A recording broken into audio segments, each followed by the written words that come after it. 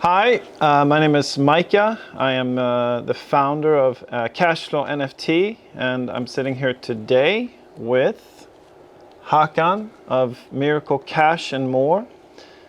We thought we would put together a video because I wanted to introduce you guys, the investors, NFT holders, NFT buyers, to our first project and our first company, the owner of our first company, which is Miracle Cash&More. So, Hakan, thank you for taking this Thank you.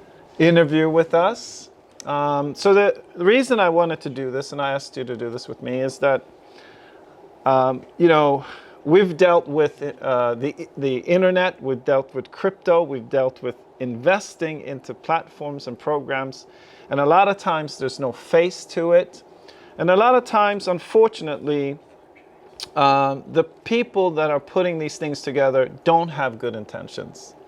And we've had situations where people have lost their money, and I felt that it would be appropriate to really kind of just talk to you about what you've created with Miracle Cash&More, so that people can get to know you and understand the man behind Miracle Cash&More. Yeah.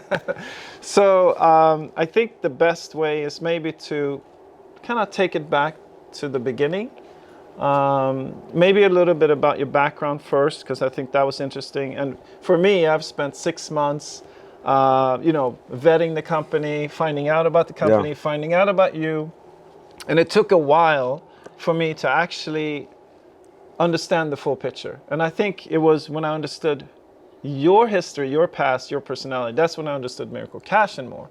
So can you share with us a little bit about just sort of, your life, a little bit, background, education, and how you got started in your career? Well, thank you. And it's a pleasure of being able to present that background and the vision of Miracle. Yeah. So I ended my education career with a law degree, and life is full of surprises. So I took on a plane to go and practice law in the UK. This is how it all starts, okay?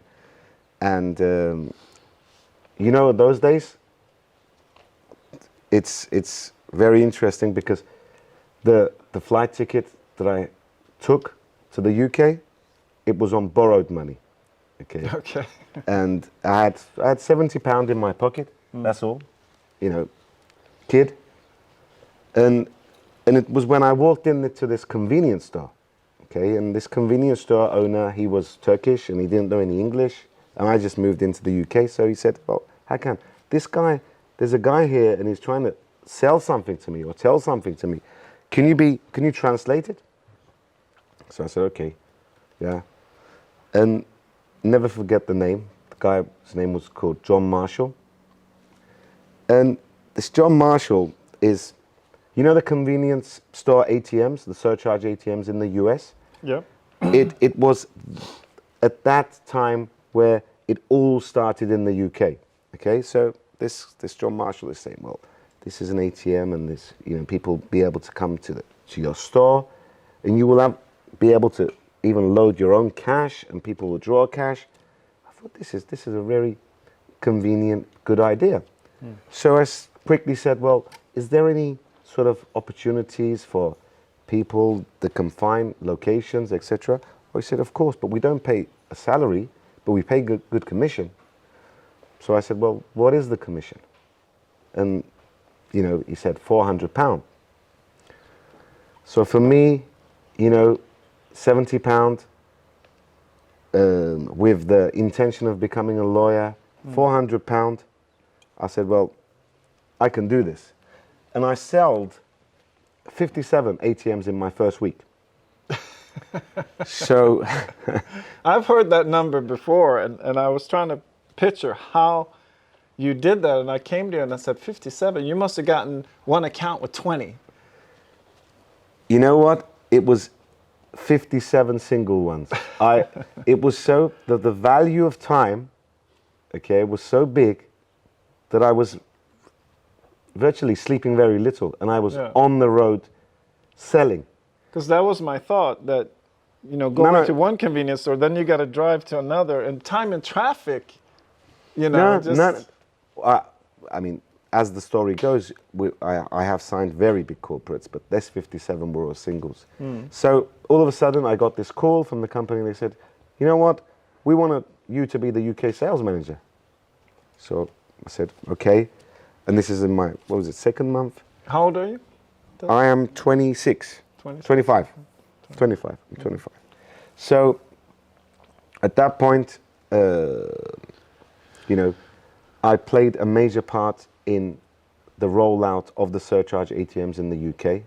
I leaded TRM, corporations, UK So sales. you're just making strides in this. Yeah, at that point, after 6 months, the 400 pound commission guy, I had many of them underneath me. And now we're like selling hundreds and hundreds and thousands, and that's how it's moving. And then being Turkish or Turkish Cypriot, and that's where we are. You know, we're at Cyprus at the moment. Beautiful Cyprus. Everybody needs to come and see. Yes. And being educated in Turkey and understanding the surcharge ATM market, I thought, well, is there a way that I can really go back to Turkey and be the first person to install that first surcharge ATM in Turkey? So that had moved forward in England, but it still hadn't even arrived in Turkey. No. The ATM, the surcharge ATM model starts in the US, goes to the UK, Ireland, and then somebody brings it to Turkey, and that's how it grows. So the management team I had in the UK, which one of those guys is still with me at Miracle, so it's been long years together. Wow. A guy called Keith, you've met him. So I went to Turkey, and we started to look for a way to connect an ATM into the banking network. And for that, you need a sponsor bank. It was really difficult. 1 year going convincing, showing reports from McKinsey, reports from KPMG, and this is what will happen to the country. And finally, we got a bank to back us, and we were the first company to be sponsored into the banking system, and we installed that first ATM in Turkey. That took a year. That took a year of explaining. Persistence. Yeah, but that's how it is. You've got to, the pizza tower. It's like going round and knocking one stone each time, and then suddenly it will fall. Right. But you've got to keep hitting. Yeah. Take that one piece off. So that was great success for me. And then at that time, the central hub of the ATM and POS authority in Turkey is called it's a government body called BKM. And at that time, the ATMs and POS were all separated. There was like 3 separate groups. So you couldn't actually use your card on every single ATM, or you couldn't use your card on every single POS, but you'll be able to use it on groups. It's inconvenient, sort of scattered. So again, I thought, well, this is not how it should be.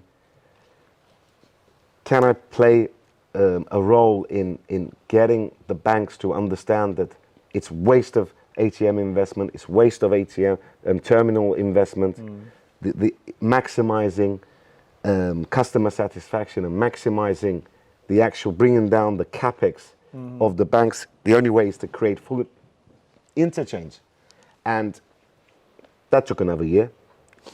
But today, Turkey runs with full interchange on both POS and ATM, And that's your creation. I did that, so that was a big success. Huge. Then, from ATM POS, I'm trying to fast track to get to Miracle, but sure. I moved into data analytics. Company you know, a lot of the companies Data analytics. Just touch on that for a second. Let's go. I hear it. I don't know. Let me give you some names that people recognize instantly. So in the US, everybody knows Experian, Equifax, TransUnion. Yep. In the UK, everybody will know Experian, Equifax, Call Credit. In Germany, everybody will know Schufa. So this is about credit. It's a credit bureau. Yeah. So a credit bureau of a country, be it privately owned or being government owned, the score itself is built by a data analytic team. Right. So it's about turning data into financial risk information. Right. So I'm not a data analytic person myself. That's with the mathematicians. Right. But I've worked hard on the business development side on data analytics, on designing products that the consumer or businesses need. Sense, yeah. So, looking into so Credit Info is a company that writes these score algorithms for these companies, these big credit bureaus of the world that I mentioned. And at that point, I was still in Turkey, so I said, well, what can I do to enhance a consumer score? How can I get these mathematicians to design something that hasn't been designed before? And what can I do with the outcome of that score? So I looked into understanding the score itself. And, you know, the way it works normally with a normal traditional credit bureau is a credit bureau will pull the data from the financial institutions. They will look at only financial data, and they will come out with a good, bad, medium score. Now, if you've been in the financial market and for some reason you failed somewhere, it's, you know, recovering that is normally, it doesn't happen. But in reality, people's lives, you recover. Right. Not if sometimes you fail to make a bank payment because you failed to receive your receivable. Yeah. And this is all positive data. So we went back to see, you know, looking at county court judgments, positive data, any receivable court, and bring those data into the traditional data and blend the score. With that score, I convinced a big insurance company in Turkey to back a purchase agreement with the first consumer credit insurance product of Turkey. Okay. I brought that product to a company called Bimex Right. and another company, which is one of the biggest white goods companies. So this is a new way of looking at a person's profile and to find a better way to find the people that are going to pay, basically. Yes, because basically what happens in, let's take Turkey, for example. So you've got the approval rate in volume in Turkey is around 36%, with a 4.8 NPL, so non-performing. Non-performing, yeah. Now, when you add the positive data into the score, we've seen that we can bring that 36% up to 42, and we can bring that 4.8% down to 3.94. So less failure. The delta that's there is billions. Right. So that's what I brought to this two companies. They use an Arçelik sold with using this insurance cover based on this score. They increased their sales over $1 billion on white goods in a year. in a year. So your invention, which is a sort of an invention of It's the software.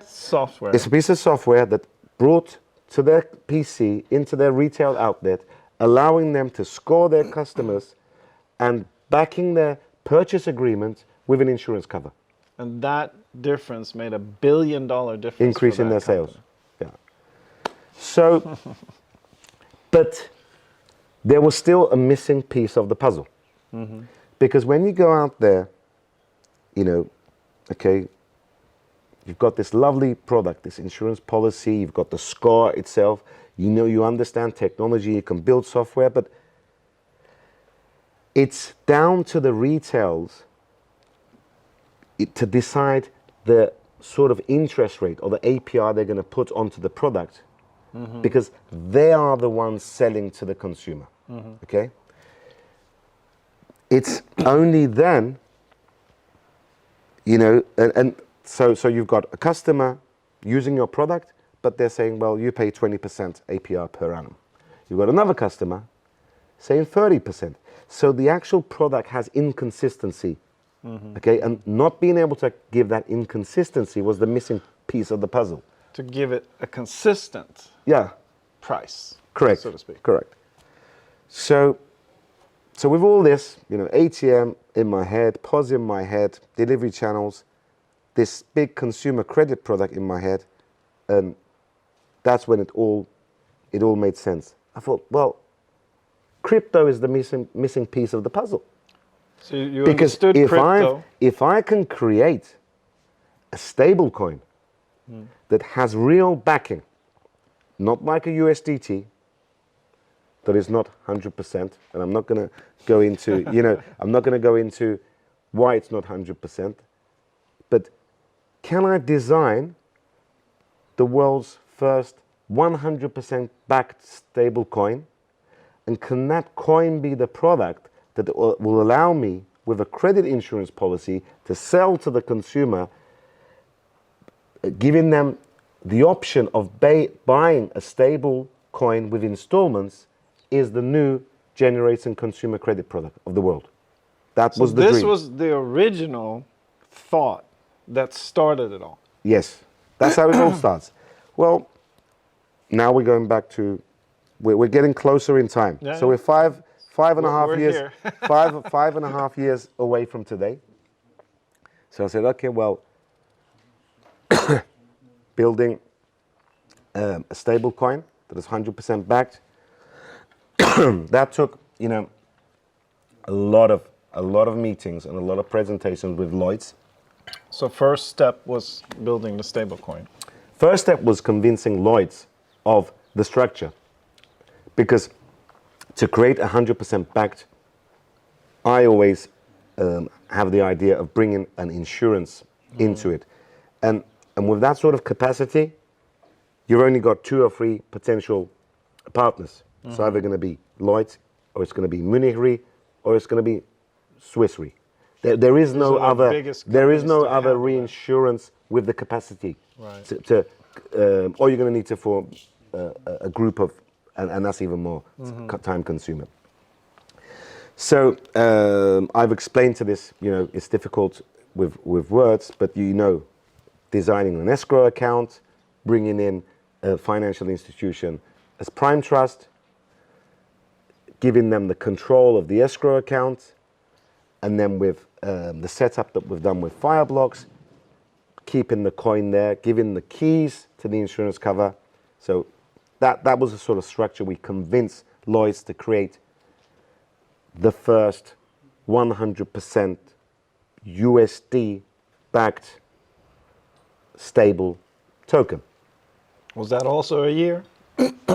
That took 2 years.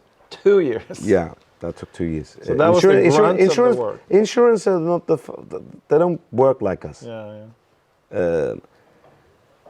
Now, but in that period of time, then, well, we're designing this coin, how are we going to reach to the consumer? How are we going to reach to the businesses? So we need to build our own exchange platform. So all of a sudden, now we're building our own platform. And there, you know, knowing technology and all that years of using technology, there is no way we were going to go after any white label product. Right. So we built, we've got a team above 30 now in Istanbul, in the Techno Park of IT software developers. So everything that we've built is, you know, we have the source codes. So now we've got a platform, we've got this product, credit scoring. Then I went back to how do we increase our delivery channels? And ATM POS was a no-brainer for me. You've done that before? So we built them. The software of that? The software of the POS terminals is built. It's on the terminal. You've actually done transactions with it. Yeah. The ATM, we're not on the manufacturing side. We're on the software side. Yeah. So General Bytes is the company we're using for the hardware side. Mm-hmm. And we've built the software, and the software works, and the platform works. Then we started to work on different products. You know, Miracle Deal. We've got B2B credit insurance on the way. We've got all this time. I don't want to interrupt you, but all this time, you decided it wasn't time to go to market. It wasn't time to go to market. So you're just building and building.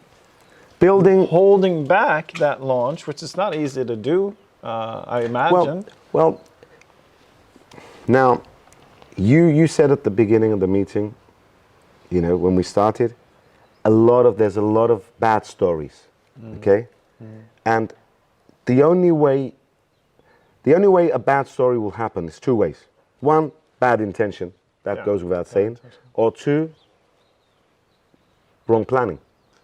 Not ready. Not ready. Yeah. And you do that because you're burning cash. You need to get to the market. And there's many reasons why you do it. Okay, so that's when we decided, you know, we've got to wait, build the products. But there was still something, you know, something missing. Products, strong products, and that consumer credit product, that is believe me, that is a business in itself. I know. Okay? I've been in that business. So that is a business in itself. But, you know, 2% we're experiencing 2% of what cryptocurrency is at the moment. So there's 98% growth out there. Why is it not growing? Why are these people still holding on to come in, right? And like I told you, it was the Miracle token that was the missing piece for the puzzle for the consumer credit product. Yeah. Well, to break that barrier, build that trust, build the loyalty, stick to brand, allow them to communicate with you. That's when the penny dropped. Okay. I said, well, we need to design a retail outlet for people to open the door, talk to us, understand crypto, break that FOMO, break the fear, and connect with us.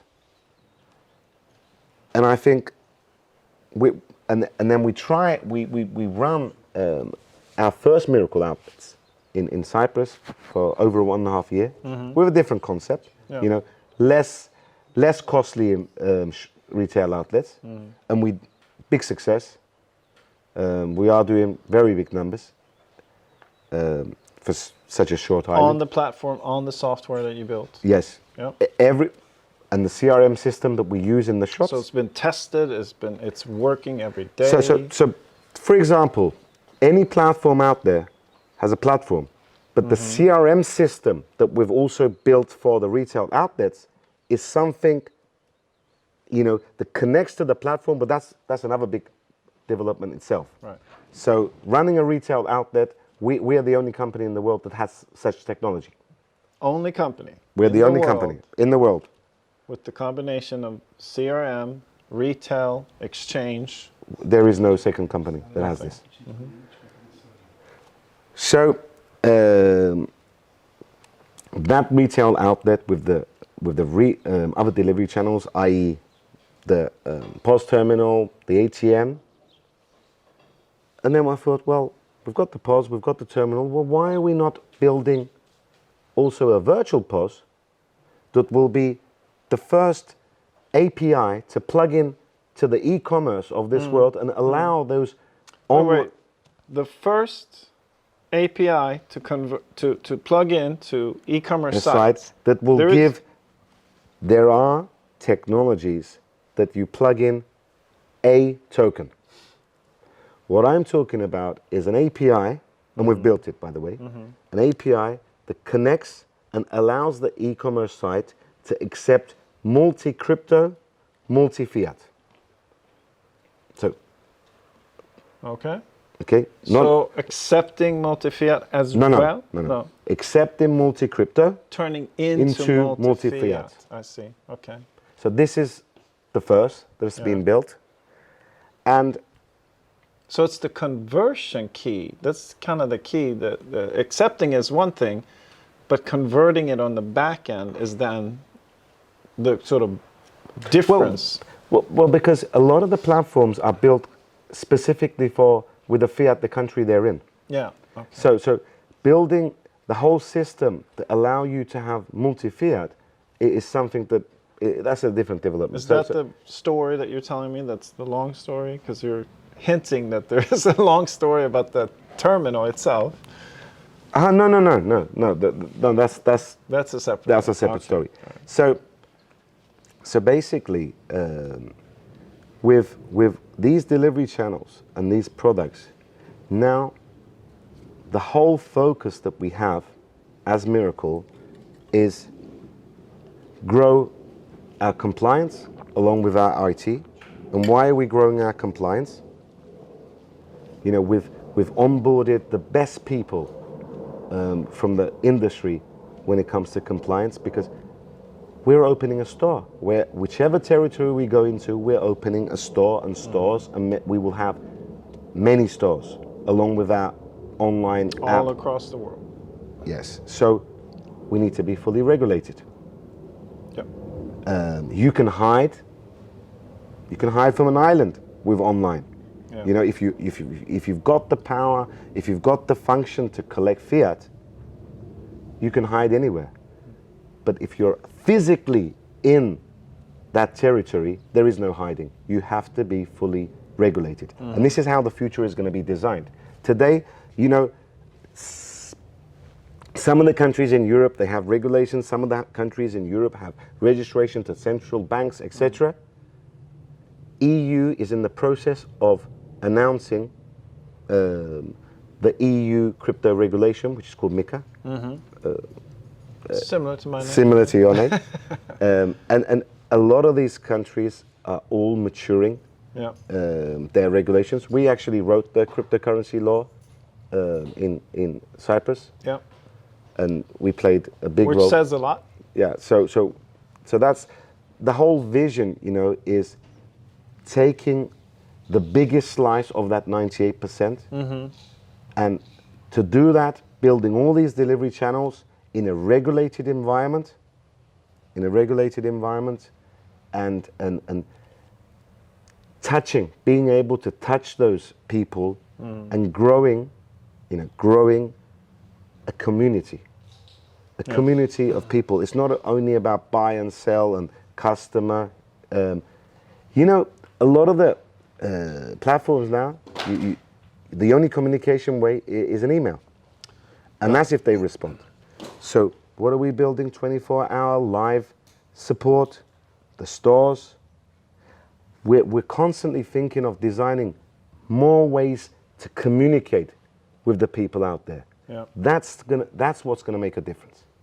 So at the moment, we are purely ready. Yeah. We have a mega marketing plan starting mid-June, end of June, globally. Yeah, this year. So we're very excited, and we are now ready to take over. You're the man behind this.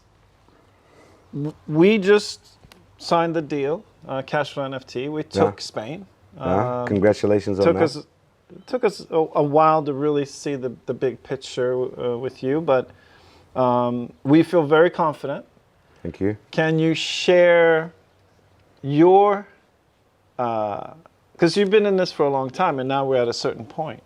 How do you feel about where you're at as a company? How do you feel about the Spanish market? How do you feel about your chances for success leading into opening Spain and Europe as a whole? Okay. First of all, as a company, I did say we are getting ready to take over a minute ago. Yeah. Spain, well, let's look at some numbers, okay? Let's first look at the regulation.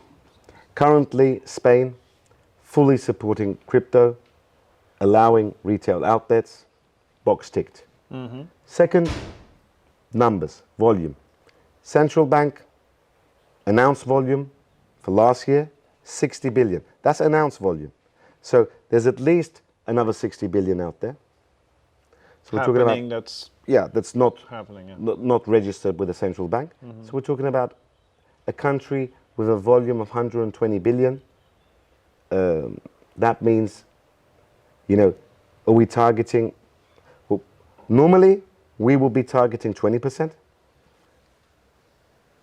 But even if you take 5% as a target, you're talking about billions.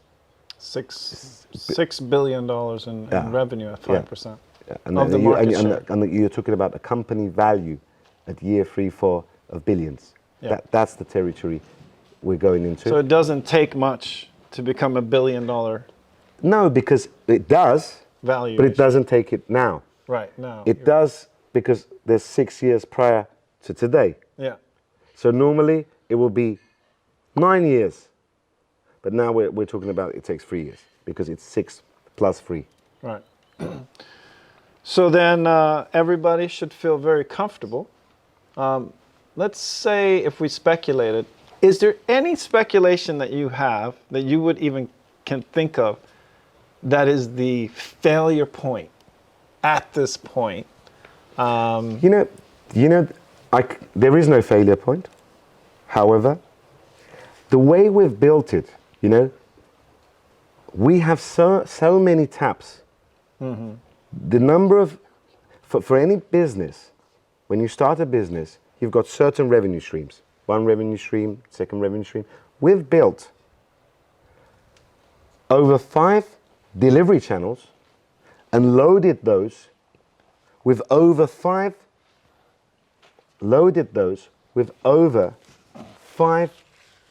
products at the moment.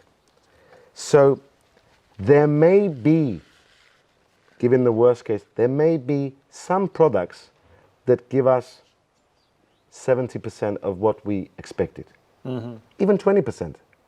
But because we've split the risk to different angles, there is no chance of failure in any territory that we walk into.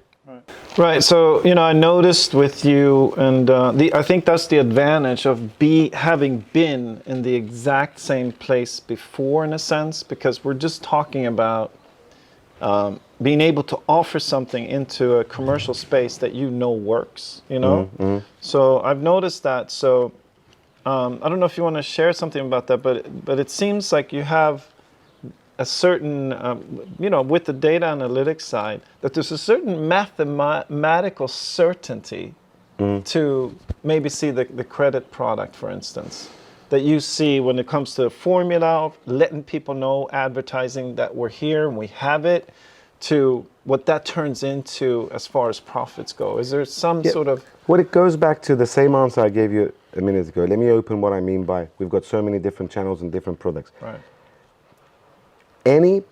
Each product will have a different performance in a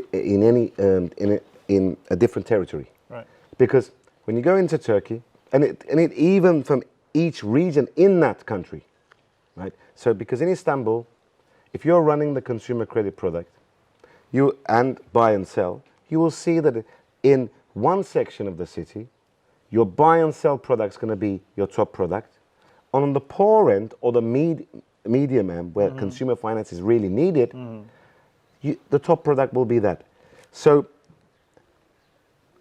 you go into another country, that's where Miracle Home will be the biggest product. So there is so many formulas for different needs and territories. From country to country. Country to country, area to area, you know, states of the people. It fits in. There's always an answer, and there will always be an answer. We will not stop. Today, these are the products that we're talking about. This has made us ready to take over, but we will constantly be working on unique financial products attached, backed with insurance, delivered through these delivery channels. That's what we're going to be doing. That's creating the new generation financial world. That is what it is. Right. You know? I'm going to wrap up with two questions together. And the first one, just from my experience with whenever I've gone into opportunities online, the bottom thing is this real? Number one. Mm-hmm. The second one is, from you, do you feel that Miracle on Cash&More has the legs to be the number one exchange in the world with what you've built? Well, number one, I don't think I need to answer as we're sitting together, and you've touched every single bit of Miracle, be it the stores, the sites, you've done transactions, you use the terminal. So answering that, you have the answer. Second question, well... It's real. Well, second question, well, I'm sure we will be definitely in the first three. Mm-hmm. That I'm sure. Mm-hmm. I'm sure we will be a company valued higher than 200 billion. That's the target. That's my target.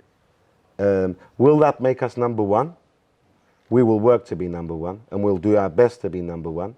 But I'm sure competition will be very aggressive out there, but we'll do our best. That is what we want to do. But we will definitely be in the top three. That I know. Okay. So, well, thank you so much. Thank you. Appreciate thank it you, on Michael. behalf of all the listeners. We're very excited to be part of Miracle Cash&More as a company. We're very excited to actually tokenize Spain, and hopefully we'll get the opportunity to do some more projects with you. And Miracle is very excited too, and you know, growing together is the whole vision. That is the that is what cryptocurrency and token is. So sharing this opportunity with many people. That is growing key. Growing a community around these Miracle stores and online and everything. That's unique, and that's what we're here to do. And you know, we're ready. Awesome. Well, thank you so much. Thank you. Look forward to the future with you. Thank you. Thanks, everyone. Thank you.